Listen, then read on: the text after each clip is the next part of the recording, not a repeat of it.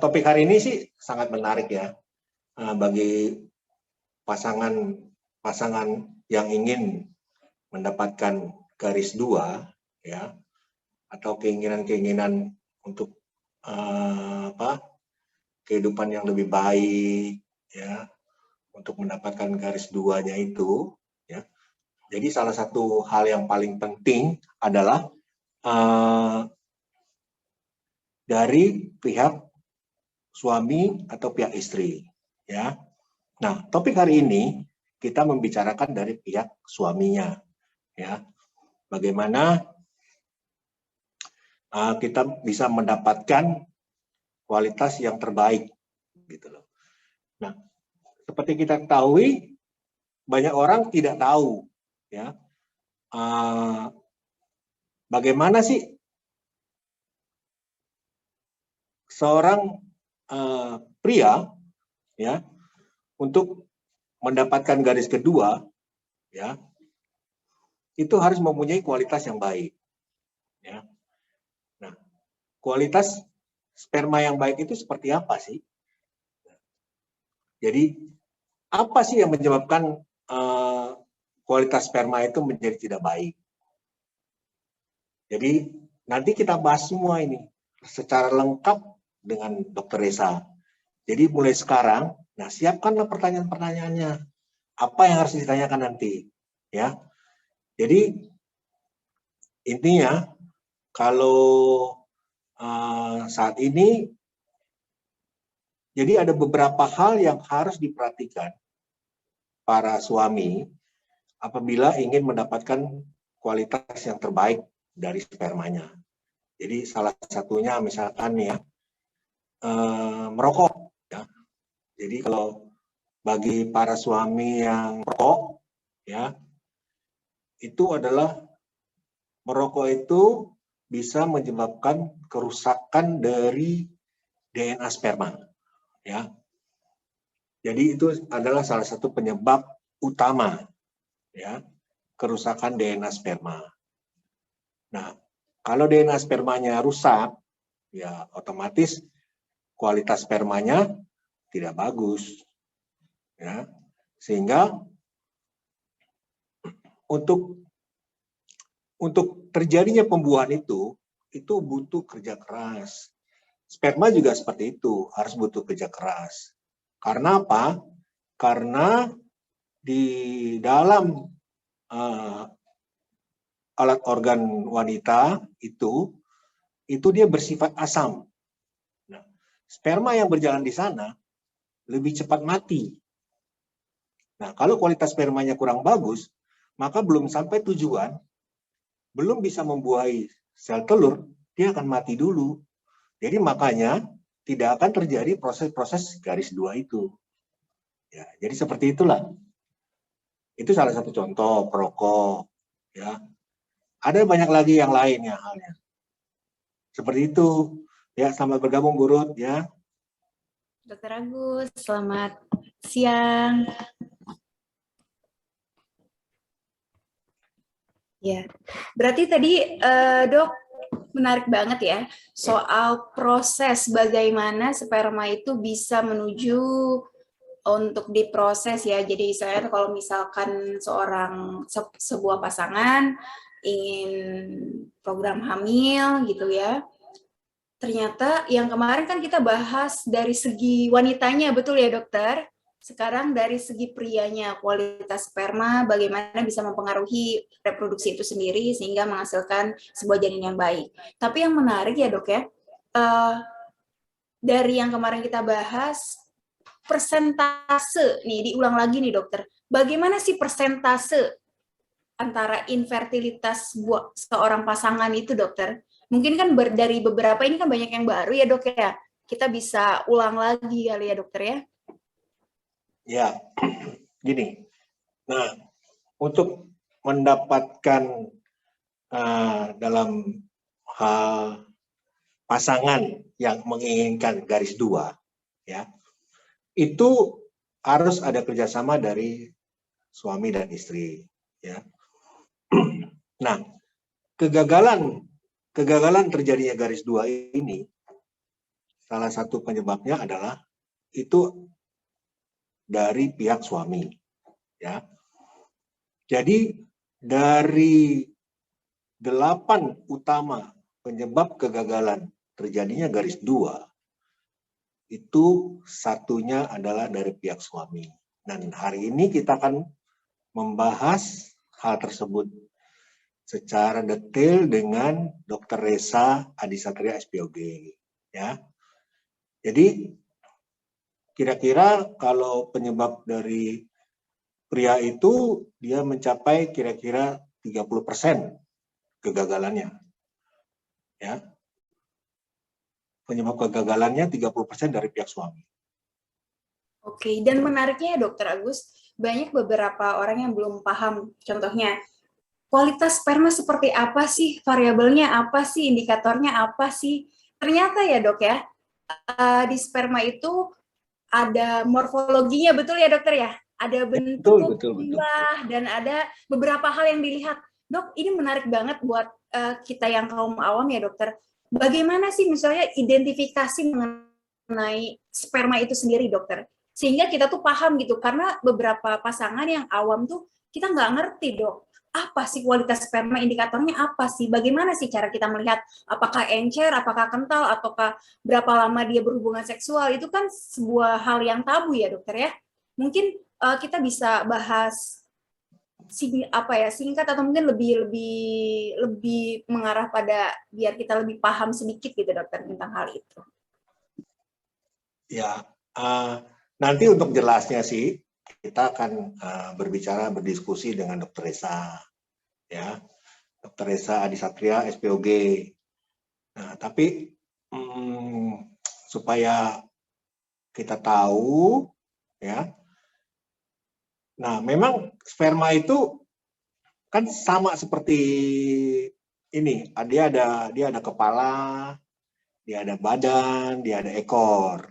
Nah, untuk melihat morfologi sperma itu kita lakukan pemeriksaan morfologi di laboratorium, ya, untuk melihat apakah kepalanya ada kelainan, badannya ada kelainan, atau ekornya ada kelainan dari sperma itu.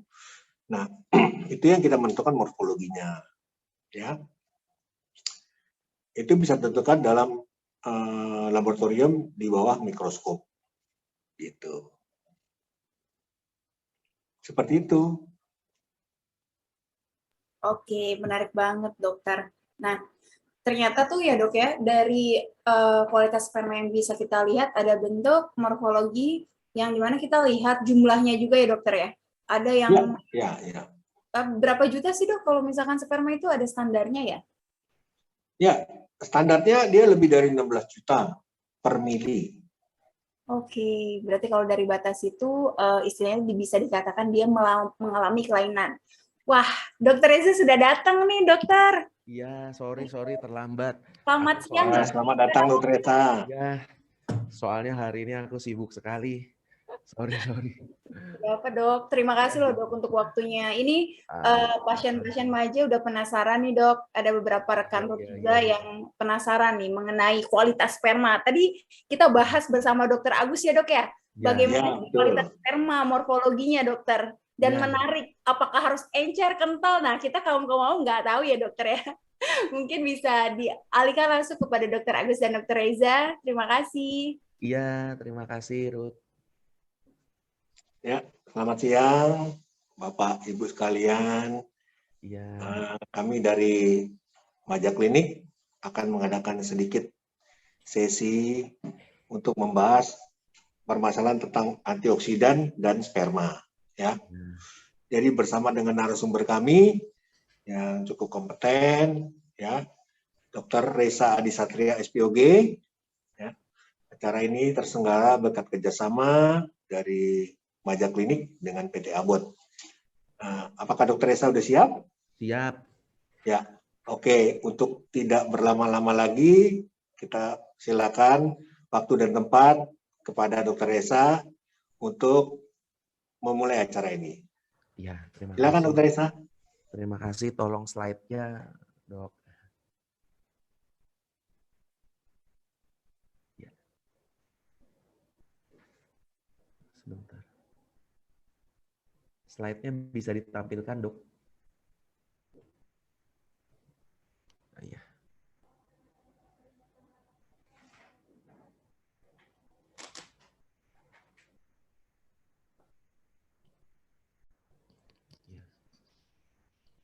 Ya. Selamat siang, aku Dr. Reza. Hari ini akan membahas tentang penggunaan antioksidan dengan hubungannya dengan kualitas sperma. Slide.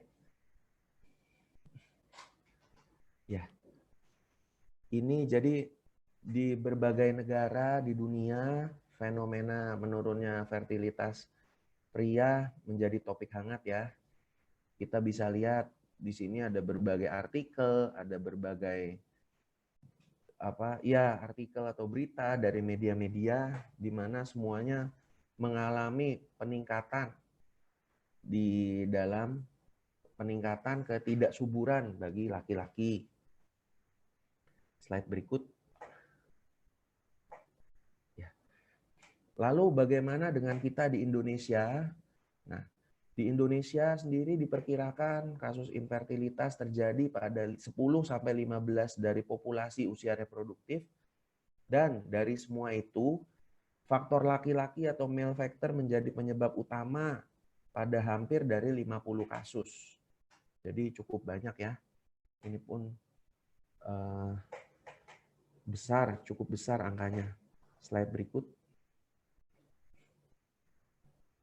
Nah, ini adalah beberapa faktor-faktornya daripada infertilitas pria. Kita bagi dalam beberapa segmen. Kelainan kromosom dan genetik itu bisa diperiksa dengan penggunaan fragmentasi DNA. Lalu ada juga kelainan yang didapat, misalnya kelainan hormonal, kelainan dalam proses spermatogenesis, atau kelainan dalam transportnya sperma. Misalnya ada varikokel.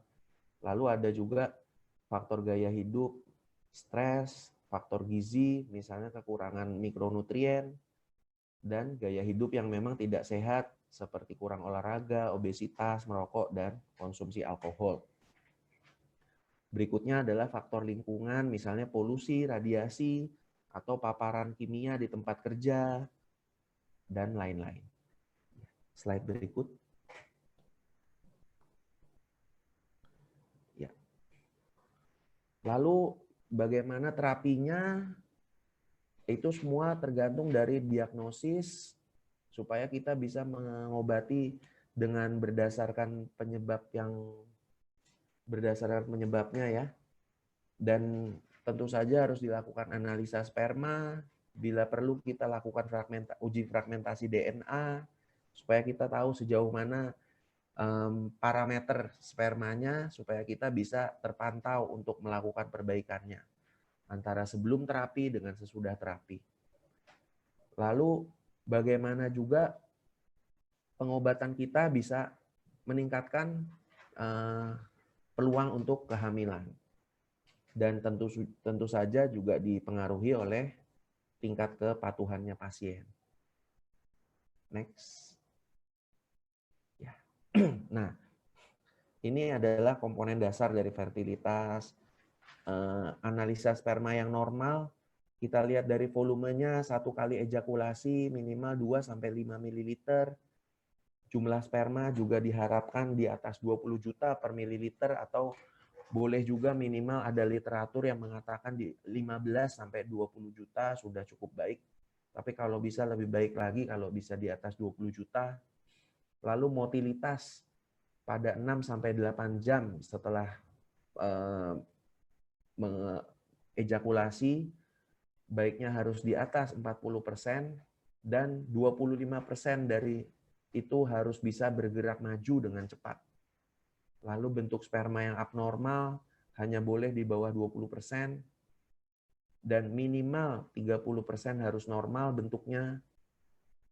Lalu kandungan kadar fruktosa juga penting, harus 120-450 mikrogram per mililiter minimalnya.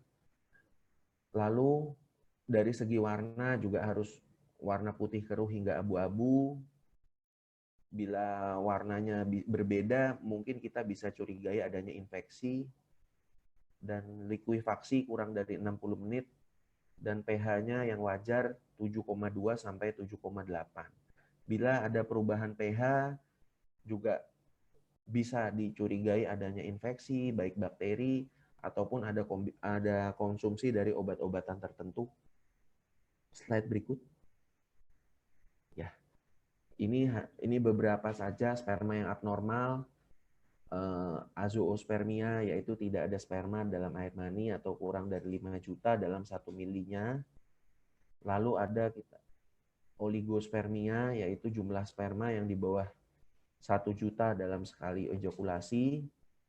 Ada astenozoospermia, adanya gangguan dari pergerakan sperma atau motilitasnya. Ada yang kurang satu sebetulnya, yang paling sering juga teratozoospermia, yaitu bentuknya atau morfologinya yang abnormal. Juga seringkali terjadinya kombinasi. Yang paling sering juga adalah terjadinya kombinasi di mana oligo, asteno, dan teratozoospermia terjadi bersamaan dalam satu pasien. Slide berikut. Komponen dasar berikutnya adalah ya traktus reproduksinya tidak boleh ada obstruksi, tidak boleh ada penghalang sehingga spermanya tidak bisa keluar. Itu juga salah satu penyebab yang tersering dari azoospermia ya, bahwa adanya bendungan atau ada penghalang. Lalu kemampuan ejakulasi dan tentu saja juga kemampuan untuk ereksi, dan sehingga bisa terdapat deposit sperma di depan mulut rahim. Faktor berikut, slide berikut. Ya, jadi ini jangan lupa selain jumlah, selain gerak dan bentuk, penting juga faktor DNA. Faktor DNA, apakah DNA-nya baik? Slide berikut. Nah, ini adalah penyebab-penyebab lainnya, ya, seperti blokade tadi yang aku bilang ada bendungan, bisa infeksi, bisa tumor, bisa memang kelainan secara kongenital, atau vasektomi adanya, atau retrograd ejakulasi. Lalu sulitnya deposit sperma di depan serviks juga bisa mempengaruhi, yaitu ejakulasi yang prematur, hipospadia atau posisi dari lubang pada penisnya berada di bawah, lalu retrograd ejakulasi tadi, dan gangguan urologi. Slide berikut. Ya, yang berikut kita bahas sedikit tentang pemeriksaan DNA fragmentasi atau biasa disebut dengan DNA Fragmentation Index.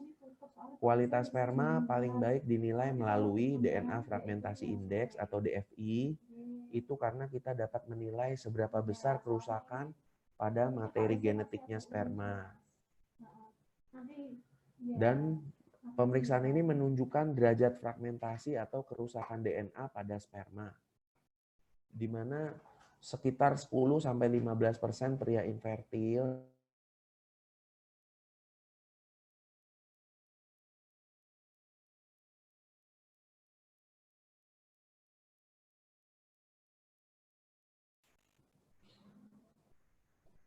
slide. Ya. Angka DFI yang lebih tinggi itu sama dengan lebih banyak sperma yang mengalami kerusakan DNA. Dan DFI yang di atas 30% dikatakan lebih berisiko mengalami infertilitas. Jadi DFI yang diharapkan adalah yang di bawah 30%. Slide. Ya. Di sini kita adalah anatominya sperma ya. Anatomi sperma itu ada kepala, bagian tengah atau leher, dan ada ekor. Tapi yang paling penting membawa pesan DNA, pesan materi genetik itu adalah kepalanya. Sehingga kepala bentuk harus normal, dan ya sebetulnya memang semua harus normal karena bagian tengah dan leher lebih ke arah faktor untuk masalah pergerakan dia bisakah untuk maju ke depan. Slide.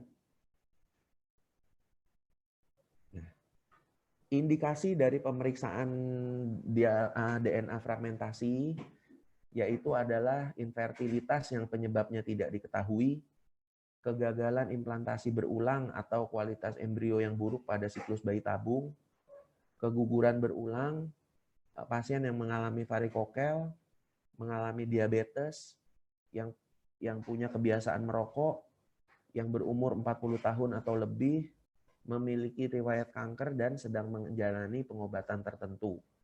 Nah, ini adalah indikasi kita harus disarankan untuk memeriksa DNA fragmentasi dari sperma. Slide berikut. Ya. Lalu ini secara umum evaluasinya bila ada pasien datang ke kami, kita akan lakukan anamnesa sudah apakah durasi infertilitasnya atau sudah berapa lama mengalami kesulitan mempunyai momongan, dan apakah ada riwayat kesuburan sebelumnya dari hubungan-hubungan yang sebelumnya, apakah ada riwayat dari penyakit atau riwayat operasi misalnya, riwayat penggunaan obat-obatan, apakah pernah di kemoterapi atau menggunakan steroid anabolik, nitrofurantoin dan sulfasalazin. Lalu apakah punya kebiasaan merokok, obat-obatan, dan alkohol.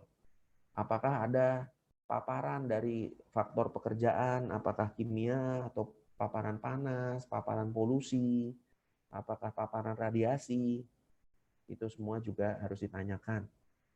Lalu apakah ada disfungsi seksual, apakah ada kesulitan untuk ereksi, apakah ada ejakulasi dini, dan lain-lain. Lalu apakah ada kebiasaan menggunakan celana yang ketat atau celana dalam yang ketat, itu juga perlu ditanyakan dan memang menjadi salah satu faktor juga. Apakah pernah dianalisa sperma sebelumnya, itu juga harus ditanyakan. Slide berikut. Ya. Nah, lalu penting untuk kita menyarankan untuk persiapkan sebelum penanaman bibit atau prakonsepsi. Justru dianjurkan sebelum persiapan, jangan dulu cepat-cepat terburu-buru untuk hamil.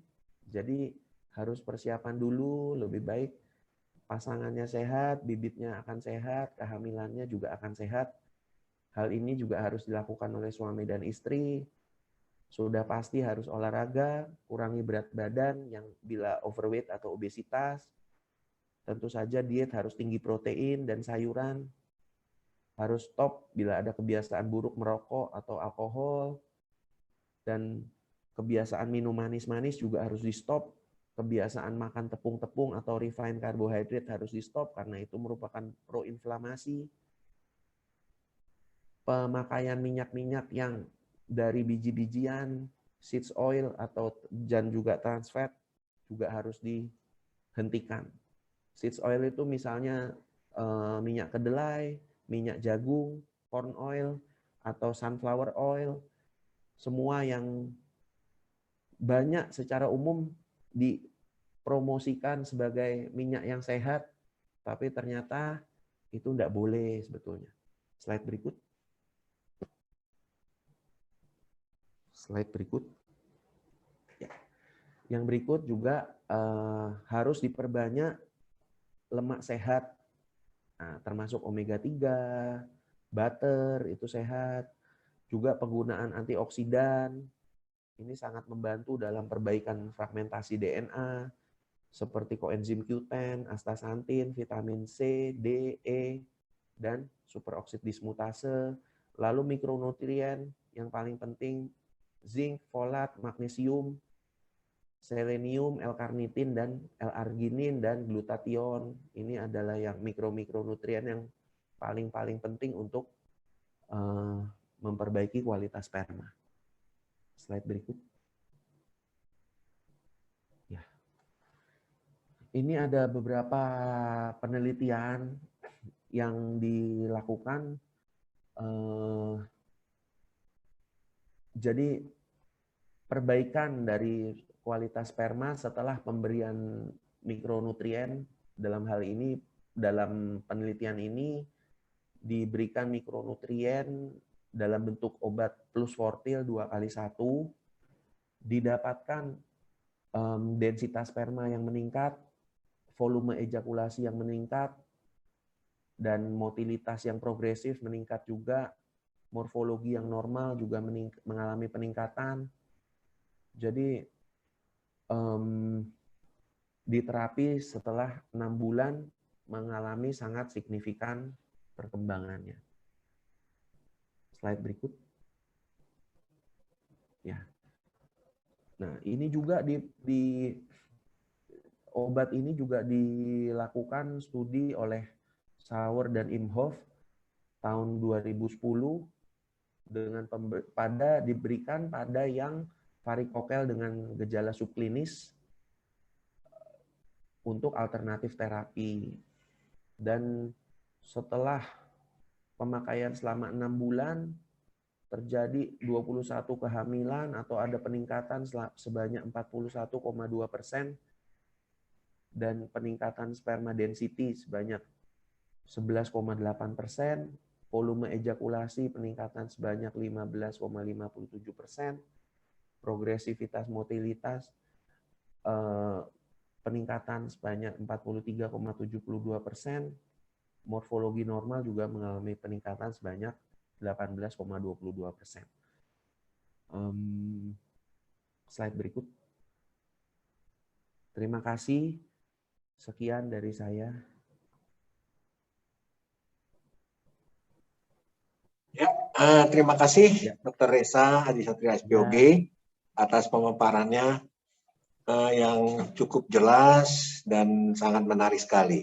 Ya, ini sambil menunggu, ayo mulai mengetik atau boleh raise hand. Siapa Dok, yang boleh mau nggak bertanya? dari dulu nih, Dok? Boleh, Ya, boleh. nih. Ya. Iya nih, Dok. Penasaran. Ini kan buat kalau Ruth kan misalkan maksudnya itu belum menikah ya, Dokter ya. Ya. Tapi kan kadang nih ya kalau kita menikah tuh kecenderungan kita berpikir nanti pasangan kita infertil atau tidak gitu kan. Ya. Walaupun sebenarnya ada faktor, maksudnya kedua belah pihak punya persentase 50-50 ya, Dokter ya. Ya, betul. Dan bagaimana sih, Dok, caranya untuk meminimalisir kemungkinan infertil itu? Karena kan kalau kita belum menikah ya, Dok, nggak mungkin kan tiba-tiba kita bilang ke pasangan, kamu mau nggak analisa sperma? Kan itu ada sesuatu hal yang aneh ya, Dokter ya. Terus kalau semisal Ruth masih gadis kan belum pernah berhubungan seksual, kan nggak bisa HSG ya, Dok ya, untuk melihat kedua paten atau tidak. Sebenarnya cara apa sih, Dok, yang efektif supaya kita tuh bisa istilahnya tuh meminimalisir resiko itu, Dok? Karena kan kemungkinan kecenderungan kita ya, kita ingin mempunyai momongan ya, Dokter. Nah, gimana sih, Dok, cara-caranya buat mungkin ada rekan-rekan juga yang masih single juga, Dokter, penasaran untuk hal itu gitu, Dok. Thank you, Dokter. Iya. Ini pertanyaan yang bagus dari Ruth. Jadi begini, yang pertama tentu saja yang tadi aku bilang, persiapan kesehatan dulu. Jadi nggak perlu tahu sebetulnya, nggak perlu dianalisa dulu spermanya pasangan. Ya tanya aja pasangannya merokok atau tidak misalnya. Kalau merokok suruh berhenti, ya toh. Kalau minum konsumsi alkohol harus berhenti, harus olahraga rajin enggak? Kalau enggak rajin ya harus rajin. Jadi gitu. Dan ya tadi dilakukan persiapan sama-sama. Kalau udah direncanakan untuk menikah, dari sejak minimal 3 bulan sebelumnya harus persiapan kesehatan dulu, minum antioksidan dulu bila perlu, minum konsumsi antioksidan dan mikronutrien tadi. Itu aja sih, Ruth. Jadi, dan nggak perlu terburu-buru, yang penting menjalaninya tidak perlu stres, supaya hasilnya bisa baik. Ya. Oke, baik, Dokter. Terima kasih, Dokter. Iya. Ya, Dokter Esa nih udah ada Ada yang nanya pertanyaan nih. ya? Ya, Oke. udah ada pertanyaan nih dari Ibu Ya, Elizabeth Longe. Ya, ya, dia silakan. bertanya nih, kalau pernah operasi varikokel, Ya, apakah bisa kambuh lagi varikokelnya? ya. Tentang varikokel, tentu saja setelah operasi bisa kambuh lagi kalau misalnya banyak angkat berat misalnya atau banyak ngeden. Jadi aku pernah banyak ada pasien yang kalau misalnya olahraganya itu gym ya, angkat-angkat beban gitu, sebetulnya baik sekali, tapi kadang-kadang mereka angkatnya terlalu berat misalnya.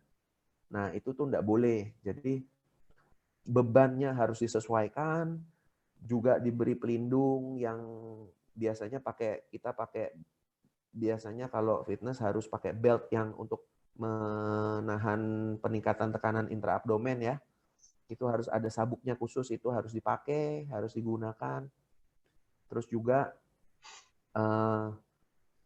tentang mengejan juga kadang-kadang ada yang pencernaannya kurang baik sehingga buang air besarnya agak sulit sehingga harus mengejan. Itu seringkali mengalami varikokel dan setelah operasi pun bisa timbul lagi dan varikokel itu sangat mengganggu terutama dari segi suhu dan dari segi bendungan dari traktusnya tadi. Karena varikokel adalah pembuluh darahnya di daerah testis yang membesar. Pembuluh darahnya itu kalau membesar, tentu saja suhu di testis pun akan mengalami gangguan.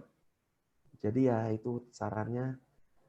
Lalu dikatakan penggunaan mikronutrien dan antioksidan pun bisa mencegah timbulnya varikokel atau pembesaran varikokel. Begitu Dokter Agus. Ya, semoga jawabannya bisa memenuhi keinginan Ibu ya.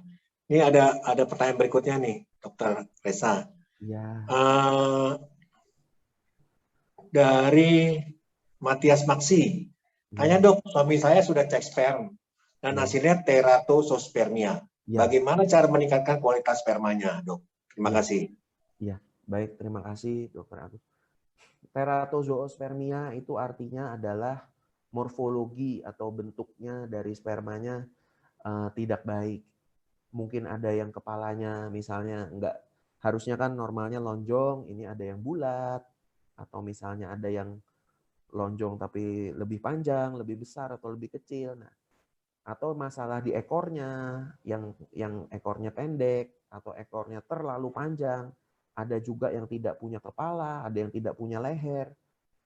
Ada juga yang sama sekali tidak ada ekornya. Nah, itu kita sebut namanya teratozoospermia.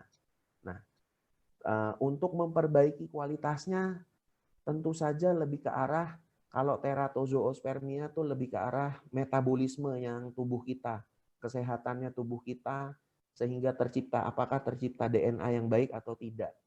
Lain dengan kalau oligo kan masalah jumlah. Kalau masalah jumlah biasanya lebih ke arah masalah problemnya biasanya di suhu atau problemnya di arah bendungan. Walaupun ya tentu saja DNA juga salah satu faktornya. Jadi kalau mau memperbaiki kualitas sperma pada pasien dengan teratozoospermia, tentu saja harus melakukan tadi perubahan pola hidup, perubahan pola makan, harus rajin olahraga, kebiasaan-kebiasaan yang buruk seperti merokok, minum alkohol, kegemukan harus dihindari, dan ditanya juga pekerjaannya apa, adakah kemungkinan-kemungkinan paparan dari segi kimia, atau dari segi panas, polusi udara, dan lain-lain. Dan selain menghindari dan memperbaiki pola hidup, tentu saja baiknya dibantu juga dengan pemberian antioksidan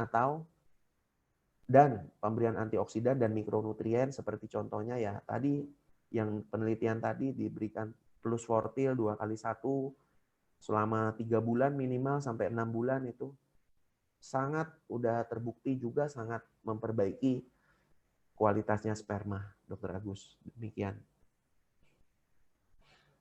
Ya, sangat menarik sekali nih jawabannya. Dokter, ini banyak sekali nih pertanyaan-pertanyaan nih. Ya, Ya, boleh. berikutnya ya, dokter ya, ini dari Clara nih. Jadi dia ingin bertanya, suaminya sebelumnya sudah melakukan tes DNA. Ya. Menunjukkan hasil Berapa? 76%. 76%. Ya. Lalu suami saya melakukan pengobatan dan minum vitamin. Ya. Sebaliknya melakukan tes DNA fragmentasi kembali kapan? Sebaiknya jarak 3 bulan minimal, Dokter Agus. Nah, lalu suami saya seandainya sudah nonospermia, Ya. tapi DNA fragmentasinya masih tinggi, apakah bisa melakukan program hamil melalui inseminasi? Ya, baik. Jadi begini, Ibu yang menanya, ini pertanyaan yang bagus ya. Jadi begini, memang kalau mau mendapatkan hasil yang baik hasilnya yang kita maksudnya terhindar dari keguguran, terhindar dari misalnya kecacatan, baiknya DNA-nya sperma pun harus sampai nilai baik sebetulnya. Tapi ya kalau sudah ada rencana memang mau melakukan inseminasi ataupun bayi tabung, kan waktu kita mau melakukan inseminasi atau bayi tabung kan spermanya juga itu sperma yang sudah terpilih ya. Sperma yang sudah terpilih, yang sudah dilakukan sperm washing, jadi sudah tersaring lah yang DNA-nya jelek dari antara yang bagus. Jadi begitu, Dokter Agus.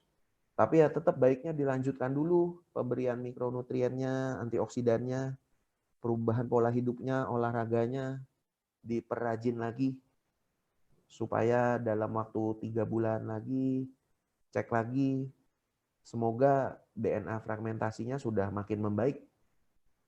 Kalau sudah makin membaik malah mungkin bisa hamil spontan tanpa harus melakukan, mudah-mudahan tanpa harus melakukan inseminasi atau bayi tabung. Ya. Begitu, Dokter Agus.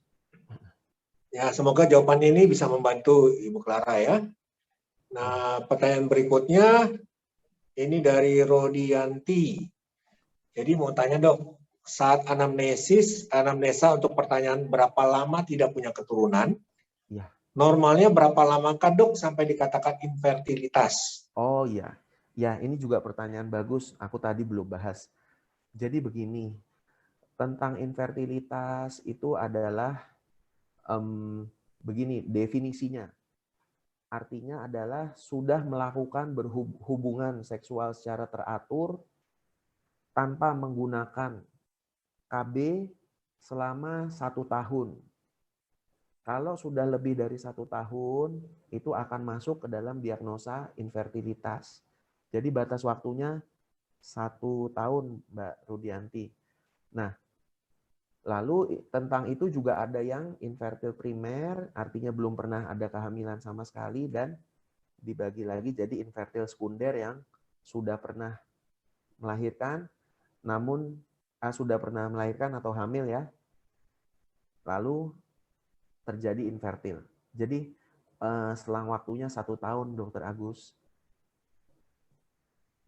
Begitu. Oh, jadi setelah di atas 1 tahun baru kita anggap itu infertil masuk diagnosanya. Kalau belum 1 tahun nggak bisa. Jadi batasnya 1 tahun ya dok ya? Iya, Dokter Agus. Ya dok. Oke, untuk mempercepat dok, ini ada pertanyaan berikutnya dok. Oh iya. Ini ada masukan dari Dokter Andaru nih. Oh iya. Untuk tadi pertanyaan Matias Masih. Iya. Untuk keratospam dianjurkan untuk periksa lanjutan DNA fragmentasi serta pemberian antioksidan. Oke, terima kasih Dokter Andaru atas masukannya. Terima kasih. Terus ini pertanyaan dari Ibu Indah nih. Izin tanya dok, 6 bulan lalu suaminya dicek dinyatakan normospermia. Iya. Namun DFI-nya 50. Baru beberapa minggu dites lagi. Hasilnya astenospermia dengan DFI 12. Apakah memungkinkan untuk saya melanjutkan proses insem? Ya, memungkinkan sih, tapi baiknya ditunda dulu, diperbaiki dulu. Kalau saranku, diperbaiki dulu seperti tadi, mungkin dicari dulu penyebabnya, penyebab dari itunya apakah ada penyebab khusus atau memang penyebabnya tidak diketahui. Konsumsi terus antioksidan dan mikronutriennya, olahraga juga penting. Tapi ya tadi, kalau memang dokternya menyarankan nggak apa-apa, lakukan insem, nggak apa-apa juga sebetulnya, karena waktu kita inseminasi tuh ya walaupun untuk meningkatkan peluang keberhasilannya pun harusnya DFI-nya harus baik, tapi peluang tetap ada karena kita selalu pilih spermnya di washing dulu, dipilih yang baik-baik dulu. Nanti ada grade A, grade B. Enggak, Pak. Begitu Dokter Agus.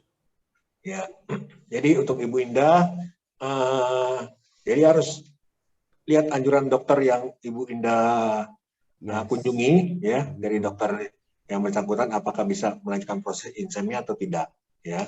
Tapi dari Dokter Esa dianjurkan untuk memperbaiki dulu karena kualitas spermanya itu kurang baik, ya, untuk mendapatkan hasil yang terbaik. Ini, ayo sekarang kita mulai sesi foto ya. Coba bagi teman-teman yang supaya dibuka wajahnya untuk kita foto bersama. Mungkin Ibu Ruth yang mau foto ya? Boleh Dok, saya bantu.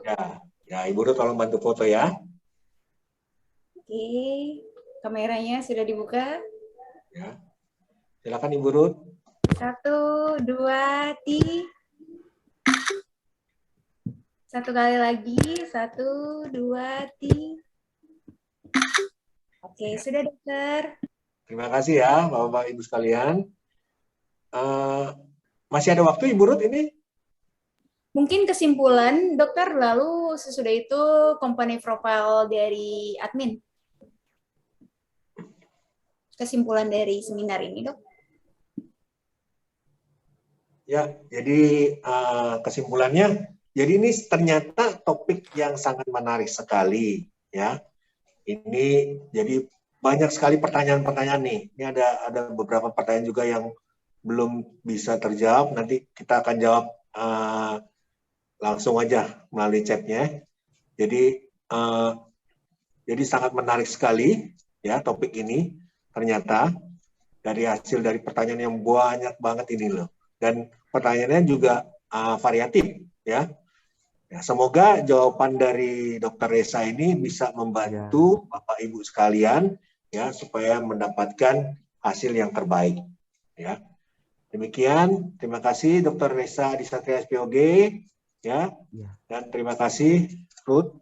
Jadi sekali lagi ini acara terselenggara berkat kerjasama dari Maja Klinik Fertilisasi, Reproduksi dan Endokrin dengan PT Abbott ya. Kepada saya tutup. Terima Saya kasih serahkan Dokter kepada Agus. moderator. Ya. Silakan. Terima kasih Dokter Reza.